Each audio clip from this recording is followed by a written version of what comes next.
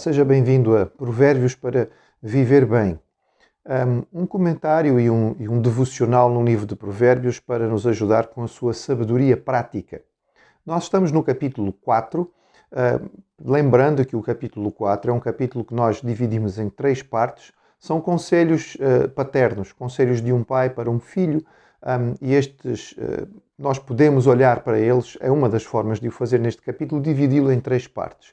Nós hoje vamos ver a segunda parte, que começa no versículo 10 e vai até ao versículo 19. Provérbios 4, de 10 a 19, diz assim: Ouve, filho meu, e aceita as minhas palavras, e se te multiplicarão os anos de vida. No caminho da sabedoria te ensinei, e pelas veredas da retidão te fiz andar. Em andando por elas não se embaraçarão os teus passos, se correres não tropeçarás. Retém a instrução e não a largues, guarda, porque ela é a tua vida. Não entres nas veredas dos perversos, nem sigas pelo caminho dos maus. Evita-o, não passes por ele. Desvia-te dele e passa de largo, pois não dormem se não fizerem mal.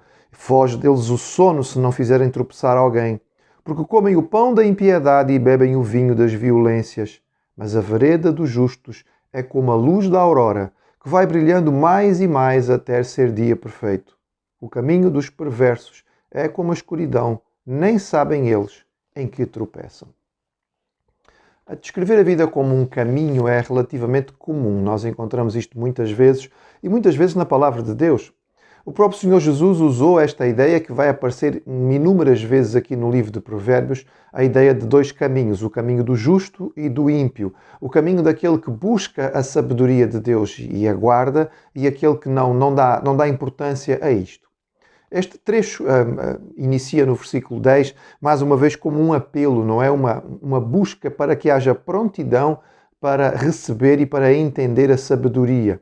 Há uma promessa contida neste versículo 10, uma promessa de longevidade. Nós temos que perceber aqui que a longevidade pode ter a ver realmente com uma vida longa em termos de anos, mas sobretudo tem a ver com uma vida rica, uma vida de realização. Alguém pode viver muito tempo e infelizmente a sua vida não significar muito. E há pessoas que até não viveram tanto, mas fizeram tanto naqueles poucos anos em que viveram. E aqui a ideia de que o sábio vai ter uma vida significativa.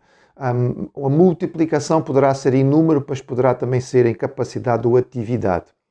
Nós percebemos aqui que o pai andou com o filho neste caminho, não é? Ele mostra, ou ele fala, de que ele transmitiu ao filho a sua experiência pessoal. Eu andei contigo neste caminho, eu andei neste caminho, mostrei-te como andar neste caminho, por isso continua por aquilo que eu te mostrei. E se estamos a pensar aqui em Davi, a ensinar a Salomão, é uma imagem bonita, e lembra-nos da responsabilidade de cada geração. É nossa responsabilidade. Com a experiência que temos e a sabedoria que o Senhor foi nos dando ao longo dos anos, podemos transmitir este conhecimento e esta sabedoria a outros que estão à nossa volta e que ainda são mais jovens, ainda não chegaram à nossa própria experiência.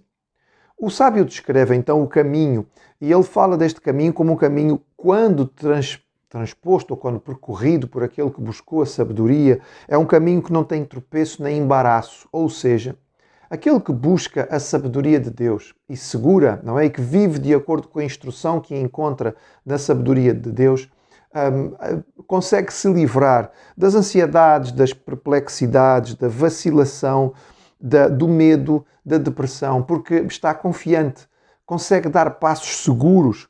A ideia é interessante porque a certa altura fala mesmo de correr. A ideia de que quando nós estamos firmes e conhecemos bem um caminho, até podemos correr nele. Se você nunca andou num caminho, se não consegue olhar bem e distingui-lo bem, dificilmente vai começar a correr, porque pode haver ali um buraco logo à frente e você não está conseguindo perceber bem. Nós corremos quando passamos por um caminho muitas vezes. Ele é plenamente distinto, nós conseguimos vê-lo de forma clara e não existe absolutamente nenhum receio, então corremos. A ideia é de que se o jovem segurasse, guardasse a sabedoria dada pelo pai, ele iria ter esta capacidade de viver uma vida com muito mais sabedoria. Então o sábio dá mesmo uma instrução que é muito forte. Ele diz no versículo 13, retém. A ideia aqui é segurar com todas as forças. Como se um náufrago, quando quando está no mar, ele agarra-se a uma tábua de salvação, não é? Ele segura aquilo com todos os seus poderes, porque ele sabe que existem riscos muito grandes. A ideia de que nós nos agarramos, digamos, à sabedoria, sabemos o quanto ela é necessária e importante para nós. Então nós seguramos nela com todas as forças e nela nós conseguimos então encontrar a vida e a sobrevivência. O sábio descreve nos versículos 14 a 17 e depois também no versículo 19 aquilo que é o caminho do ímpio. Ele é descrito como a pessoa que não busca sabedoria e podíamos resumi-la de uma única maneira. Não busca sabedoria, faz o mal. Busca sabedoria, faz o bem. Aqui no caso o ímpio, ele não está satisfeito enquanto não conseguir enganar alguém, enquanto não conseguir tirar proveito de alguém. Ele sofre até a insônia da impiedade, ou seja, não consegue dormir à noite pensando no como vai fazer as coisas, ou para poder enganar, ou para poder retribuir, ou para poder se vingar, ou para poder fazer violência, ou para fazer derrubar o outro. Ele vira na cama à noite usando a sua mente para estas coisas. Certamente é algo muito triste, não é? Ele parece gostar do mal, ter satisfação no mal, e de repente, no entretanto, a sua vida vai dar um trambolhão. Ele pode achar que não existem riscos nenhum, mas de repente ele cai. E a questão, diz o versículo 19, é que ele nem percebeu aonde caiu. Ou seja, a sua vida é dominada pelas coisas que são erradas e ele não percebe que, ao continuar a usar este caminho e a fazer estas coisas, ele vai acabar por ser derrubado. O contraste, então, é feito no versículo 18, que é um versículo lindíssimo e um versículo para nós termos assinalados na nossa Bíblia. É certamente um consolo e uma promessa extraordinária, mas é também um versículo, não é, muito belo para nós podermos guardá-lo na sua imagem. A imagem de uma aurora, de um nascer do sol. Quando vamos para o topo de um monte, por exemplo, talvez você já tenha feito isto, subir ainda escuro para poder chegar a um lugar mais elevado e assistir o nascer do sol de forma grandiosa. É tão bonito, não é? Primeiro vêm aquelas cores muito suaves, depois começam a vir as cores mais escuras, os vermelhos, os alaranjados, finalmente o sol começa a despontar e a luz à nossa volta começa a aparecer aos poucos, até que é dia perfeito. Esta é a ideia que ele descreve. Ele diz: a vereda dos justos, o caminho dos justos, é como a luz da aurora, vai brilhando mais e mais até ser dia perfeito. Que imagem tão bela! Lembra-nos talvez a expressão do apóstolo Paulo, que fala sobre a vida cristã como aquela que é vivida de glória em glória. Gostamos de cantar o cântico, não é? De glória em glória te vemos. Infelizmente, muitas vezes, a vida é feita de altos e baixos. E não estou aqui a falar de termos ou não termos problemas, porque isso sempre vai acontecer. Estou a falar aqui de altos e baixos no que diz respeito à nossa vida espiritual e ao nosso tempo de comunhão com Deus. Uma hora estamos bem, outra hora estamos mal, e depende essencialmente de nós e da nossa disciplina ou falta dela. O texto diz que nós podemos viver buscando a sabedoria do Senhor e experimentando a comunhão com Deus de glória em glória, como a luz da aurora que vai brilhando mais e mais até ser dia perfeito. Enquanto estivermos aqui, nós não vamos atingir o dia perfeito, mas nós podemos nos aproximar bastante dele.